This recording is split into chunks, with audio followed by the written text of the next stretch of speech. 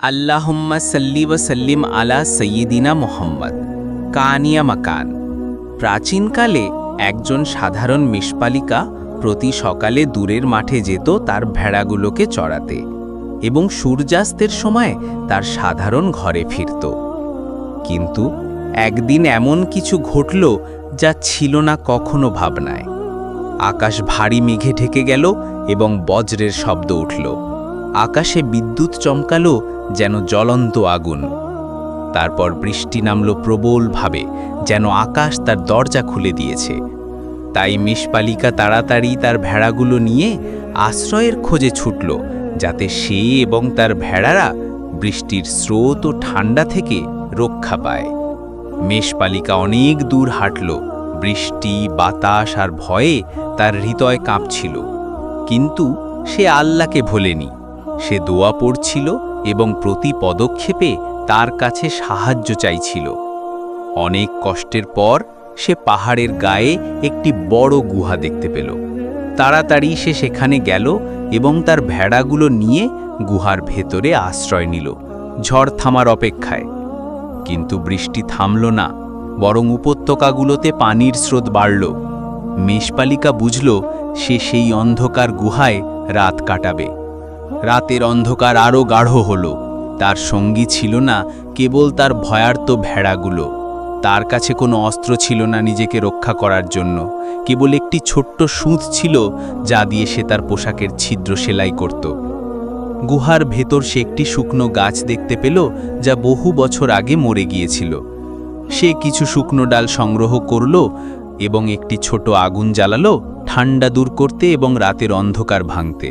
আগুনের উষ্ণতায় সে একটু শান্ত হল, কিন্তু মাঝরাতে সে একটা অদ্ভুত ও ভয়ঙ্কর শব্দ শুনল। আউ আউ! একটি কাতরানি ধীরে ধীরে তার দিকে এগিয়ে আসছিল। সে ভয়ে জমে গেল, ভয়ে তার শরীর অবশ হয়ে গেল। হঠাৎ সে একটি বিশাল প্রাণী দেখতে পেল, ভারী পায়ে এগিয়ে আসছে। সেটি ছিল একটি বাঘ। বাঘটি তার কাছে এলো এবং তার ডান পা তার হাঁটুতে রাখল। পায়ে রক্ত ঝরছিল।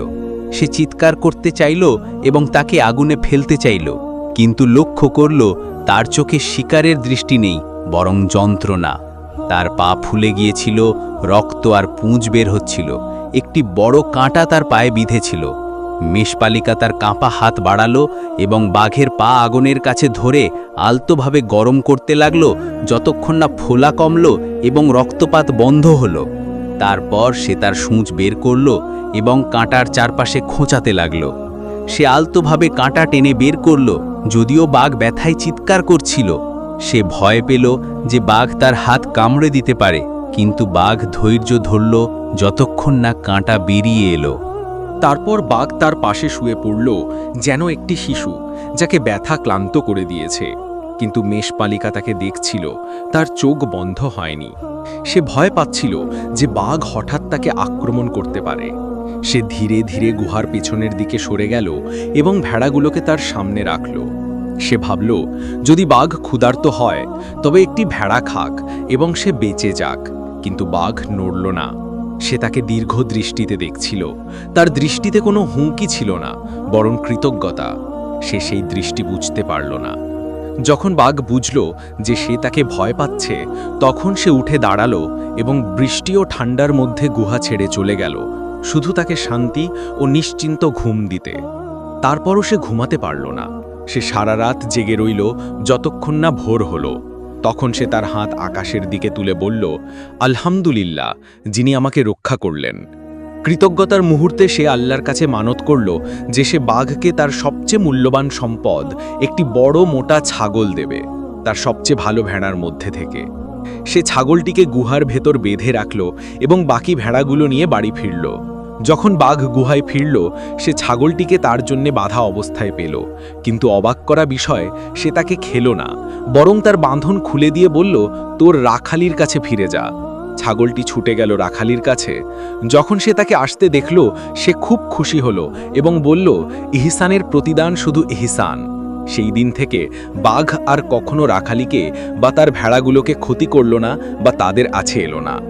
একটি গল্পে বলা হয়, এক বৃদ্ধা প্রতি সকালে তার পশুগুলোকে পানি দেওয়ার জন্যে তার বাড়ি থেকে অনেক দূরে একটি কূপে যেত।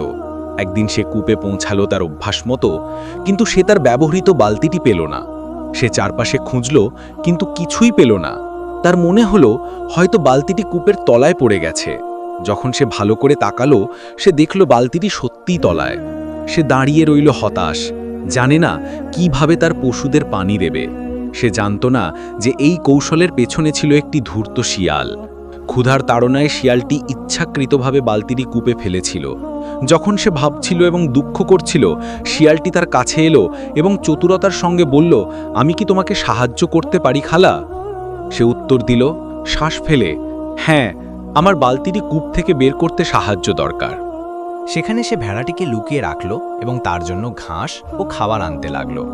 সে অপেক্ষা করছিল ভেড়াটির প্রসবের দিনের জন্য, যাতে সে তার বাচ্চাটিকে বড় করে এবং খায়, এবং পরে তার মাকেও খায়। দিনগুলো কেটে গেল এবং ভেড়াটি একটি ছোট বাচ্চা জন্ম দিল। শিয়ালটি তাকে খাওয়াতে এবং যত্ন নিতে লাগল। একদিন সকালে সে ঘাস সংগ্রহ করতে বেরোল। সে একটি উপত্যকার পাশ দিয়ে গেল, যেখানে ছিল একটি ছায়াময় গাছ। গাছের ছায়ায় একটি নেকড়ে ঘুনাচ্ছিল। শিয়ালটি তার কাছে গেল এবং অবাক হয়ে জিজ্ঞাসা করল, তোমাকে এখানে কি এনেছে? নেকড়েটি দুর্বলতার ভান করে বলল, আমি অসুস্থ বন্ধু এবং এখানে একটু বিশ্রাম নিচ্ছি। শিয়ালটি মনে মনে খুশি হলো এবং চলে গেল। সে জানত না যে নেকড়েটি কয়েকদিন ধরে তাকে লক্ষ্য করছিল। নেকড়েটির কৌতূহল জাগল, কারণ সে দেখেছিল শিয়ালটি ঘাস সংগ্রহ করছে এবং সে জানত শিয়ালরা ঘাস খায় না।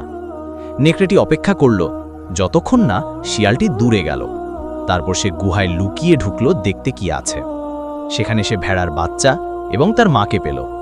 সে তাদের ওপর ঝাঁপিয়ে পড়ল, বাচ্চাটিকে খেয়ে ফেলল এবং ভেড়াটির ঠোঁট কেটে ফেলল, কিন্তু তাকে বাঁচিয়ে রাখল এবং দ্রুত চলে গেল। শিয়ালটি ফিরে এলো এবং দূর থেকে ভেড়াটিকে দেখল। তাকে দেখে মনে হলো সে হাসছে। শিয়ালটি তার স্বভাবসুলভ বিদ্রূপে বলল, হাসছিস?